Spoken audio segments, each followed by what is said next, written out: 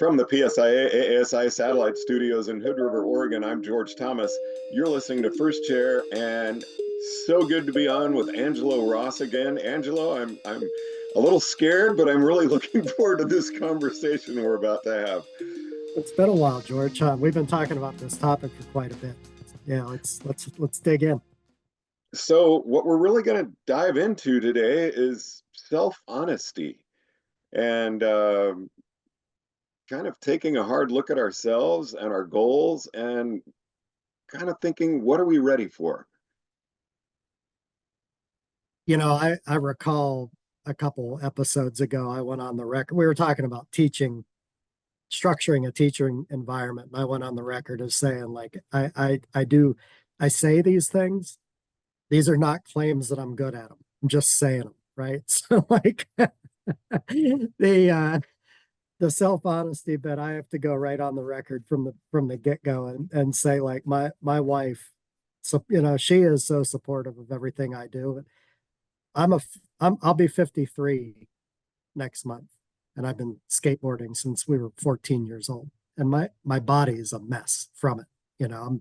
I'm paying the price. And so she chuckles when she hears this topic come up of being honest with yourself, because she's like, you go destroy yourself like 3 to 4 days a week. You're not living and respecting where you are in your stage of life. So I want to go on the record right away and put that out there, because I don't want people to think I'm judging them, like I'm like pontificating. But it's really super hard to be honest with yourself. Like, no matter what, I think when you think about yourself, talk about yourself, by definition, it's subjective. So it's really, really hard to be honest.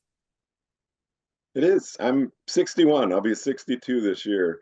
And I have a crazy goal of breaking 20 minutes in a 5K, and I'm running track workouts and splits and things. I'm getting my mile times down under 6 minutes a mile, but I have no idea if I can do that for an extended amount of time. I've got some really bad injuries that I'm dealing with from a long time ago that make running very painful. But it's something I want to do, and I want to push myself to do it. Is it realistic? I have no idea. Is it stupid? Kind of.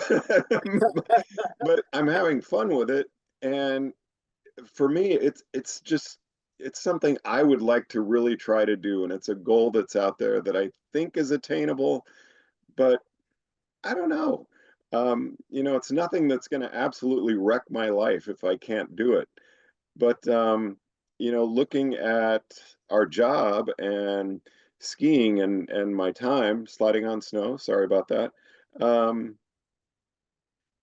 really had wanted to be on the ed staff out here in the Northwest. And when I really look at myself and the time that I have, that I'm willing to make to achieve that goal, as opposed to other things that are going on in my life, I can look at that and go, you're really just saying those words. You're not willing to make the effort that it takes for that to actually come to fruition.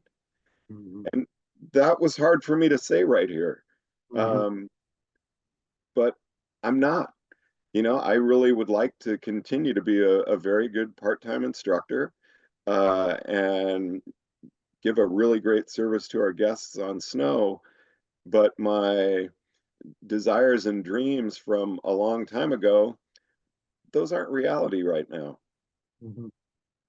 Well, and that's the rub, isn't it? Time. Mm-hmm. I taught in public school for 20 years during a pretty transitional period. Like, when I began, we didn't even have a computer lab in the school. And then by the time I left, we were full on tech, and to the point where, like, the district purchasing computers and whatnot, all that stuff was lagging behind what the kids had in their own pockets with cell phone technology. So I had a room full of kids using their own phones to complete assignments. The point of that is that, like, the transition I've seen in education in my life, from when I was a young student to then a college student and a teacher, and now I've left that that aspect of teaching, and I'm doing snow sports education. I in those years, I think there's been a real change in society and cultural expectations about how busy we are and how busy we want to be. We just pile so much stuff on. Like, I remember when I was a kid in school, if you played a sport for the fall or spring, you only played one. That was it.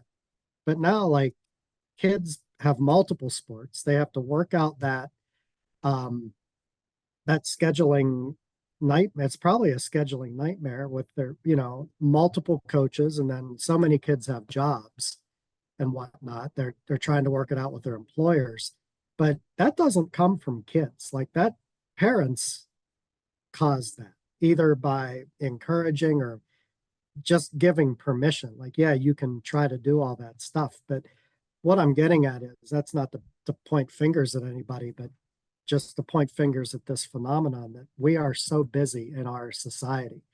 We pile on so much stuff that, and I do it too. And the question I find myself asking is like, if I pile one more thing on, what's the quality of any of what I do going to be?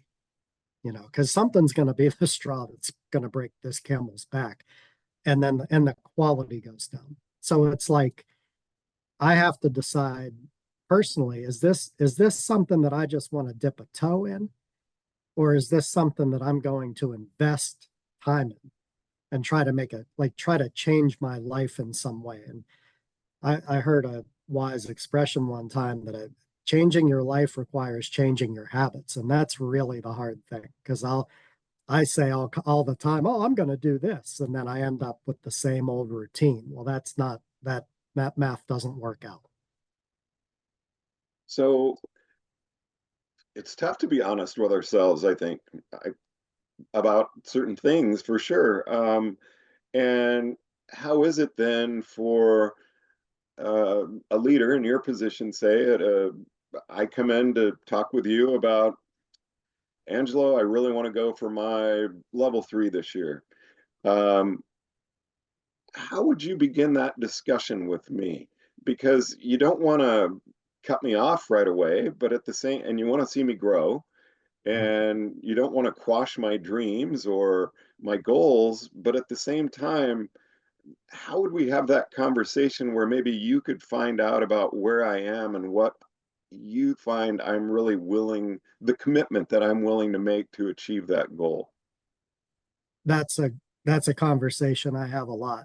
And where I live, most instructors are weekenders, and we live in the southern, well, we live toward the southern end of the eastern region. So the hills are small.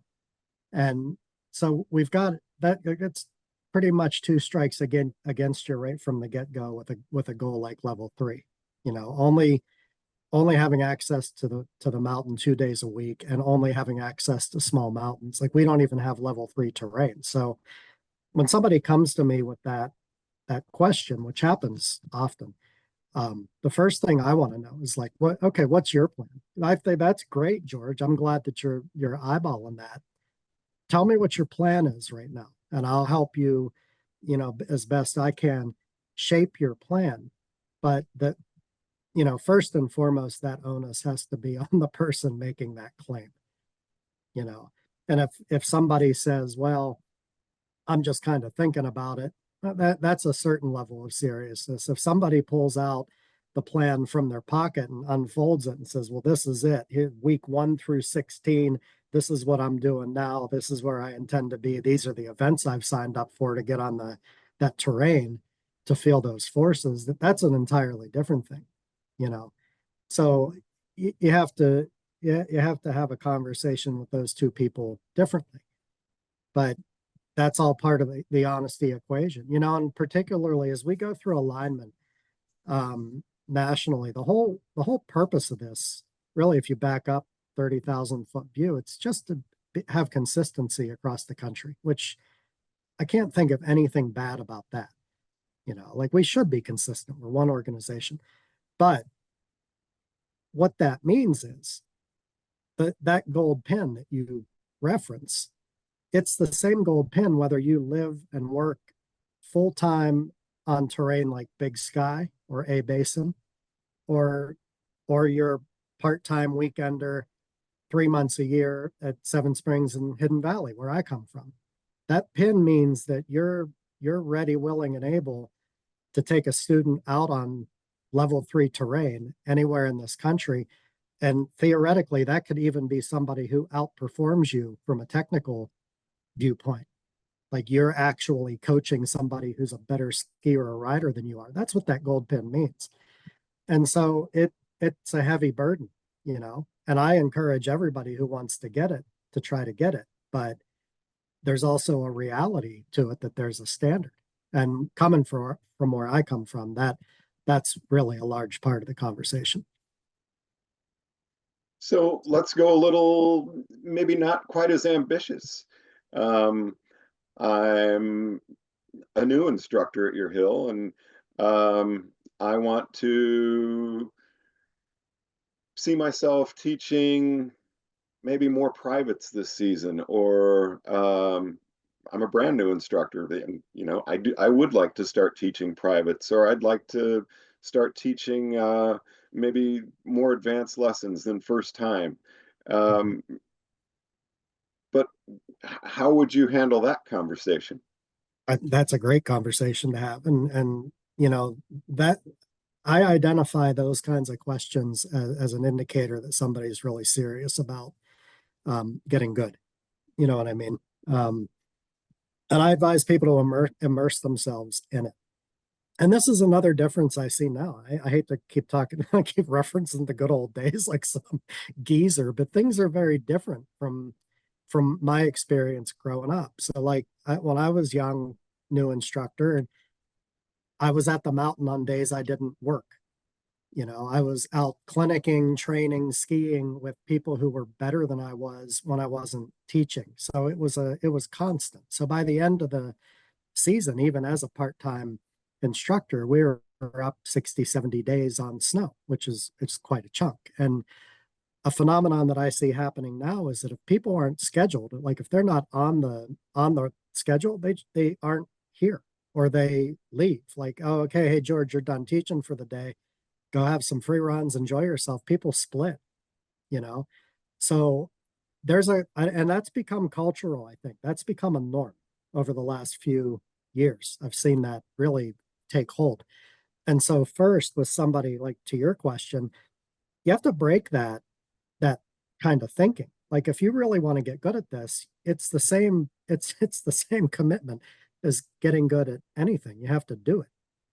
You know, you have to do it and you have to do it with purpose and you have to get feedback on it. And if you're being advised to make changes to improve some aspect of it, you have to work in earnest to make those changes.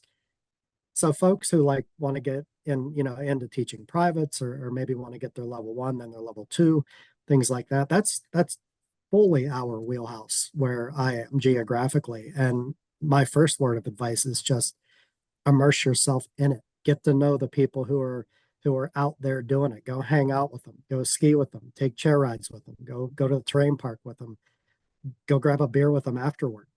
But just throw yourself into that culture so you can really see what it's about and what it took someone else to get there. It's one thing to look at somebody's silver or gold pin when you're standing at lineup, but you don't necessarily see the all the driving at night, all the deciding to do this event, this on snow event versus this event maybe with your family, even making a choice like that. Well, I have this as a goal. I really need to drive to this thing and do this on snow for 2 days.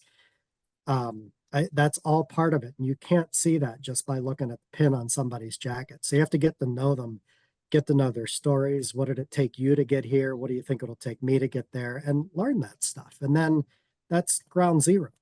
From there you can form a realistic plan and and head in the direction you're talking about going.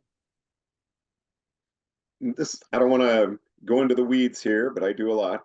Uh, this, what you just said really made me think of some conversations I've had the last couple of seasons where, I'm not in a management role or anything. I'm an instructor, and very part-time, but I'll be in the locker room at night and I've overheard uh, new instructors that are really experiencing burnout.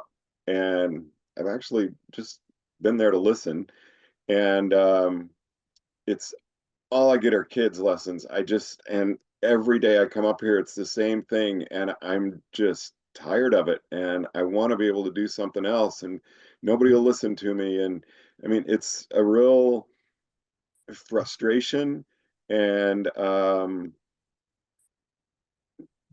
just kind of a dump of that frustration and really building anger and disappointment. You know, I signed up to do this job. I was just thinking it was going to be so much fun. And how can you take that person and calm them down?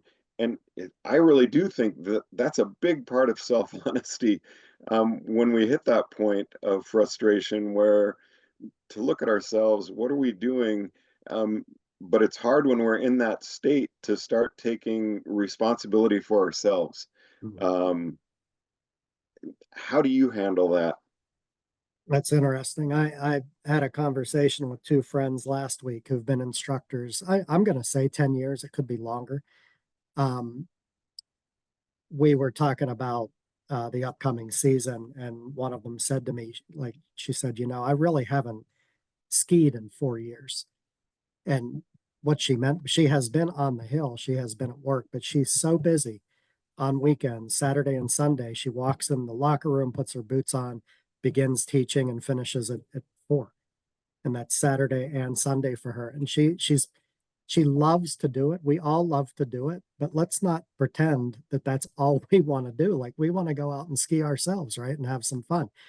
That's a new aspect to the business model that didn't exist when I got into this game. That's another change that I've seen happen where instructors are just back to back to back to back lessons, and they do get burned out. And with what, 80-ish% of our lessons being kids, 85%, there's a pretty good chance that it's going to be back to back to back to back with kids, like you said.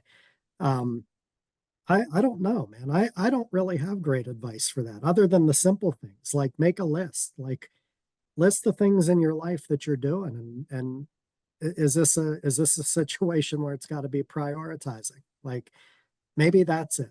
And I know that as I'm getting older and my interests change and my motivations change.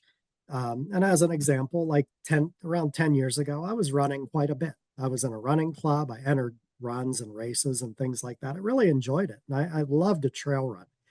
But fast forward 10 years, I'm 10 years older. I have new interests, I have new aches and pains. Other things have come up, but there's some part of me in the back of my brain that has this guilt trip going on because I gave up running. And I look at it as a fail. And when I think about it, it brings me down. And then I try to remind myself, like, hey, man, maybe running has run its course for you.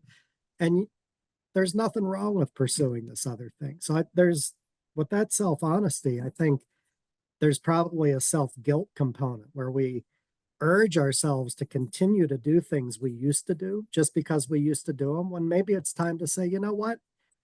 I really did enjoy that when it was happening, but I'm going to take a break from it and try this other thing. But I don't know if anybody else feels like that, but I feel like that. I guilt trip myself out. And then I try to do everything. I end up doing everything badly. And then I feel bad about that. So it's like pick and choose, man. There's limited numbers of hours in the day. Like, what do you really want to do? Make a list, number them 1 to 10, and try to focus on 1 through 3. I don't know if that's good advice or not. The guilt trip is one I take annually, and it's not a good vacation. I have my grandmother back here, my dad's mom, I have my Catholic high school upbringing back here. I got all of it just like chewing on me. And I'm like, come on, man.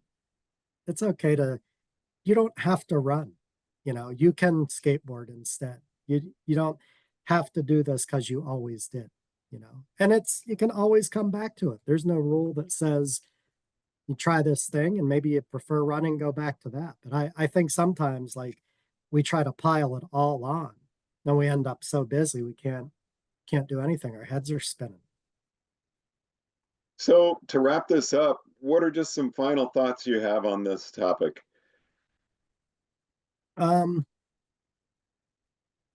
I would say before, and I'm totally guilty of this. Before deciding you think you really want to do something, learn what it's about.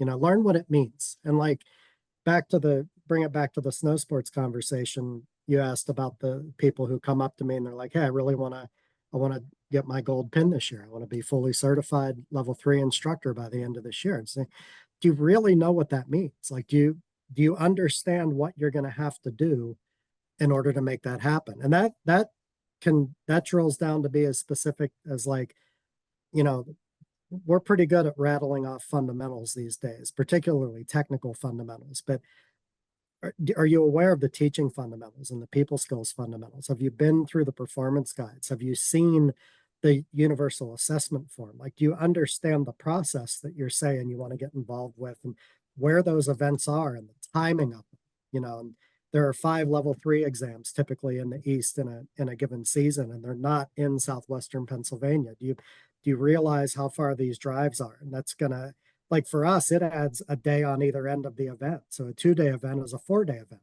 If you're driving to Sugarloaf or Whiteface from where I live, that's a day on either end just for the drive. So if people understand like that, like what they're getting into, and they still want to do it, and they have things in their lives that they're going to say, I'm going to put this aside for a couple of months while I focus on that. I think that's a very realistic plan. And I say, go ahead and do that. But knowledge is key, and like understanding what exactly it is that it's going to take to meet that particular goal. If you're willing to make the commitment for that time and get it done, I think that's awesome. And I love helping people who are on that track and they're so dedicated because they know the time is precious. You know what I'm saying? And then when you meet that goal and you get your pin, and that's amazing. That's an opportunity to revisit that and say, okay, now, am I shooting for Ed staff next, or am I going to go back to trail running because I really missed that? And it's okay to make those changes. But that's probably what I would say. Like, be mindful of where you are and realize that you can only do so much, and pick and choose the things that are important to you right now at this point in time, with the realization that it's not written in stone. You change your mind down the road. It's fine. It doesn't make you a bad person, it just makes you a more experienced person. Uh, Angelo Ross, thanks very much. I always love chatting with you. Yeah, me too, George. Appreciate it. Thank you. From the PSIA-AASI Satellite Studios in Hood River, Oregon, I'm George Thomas.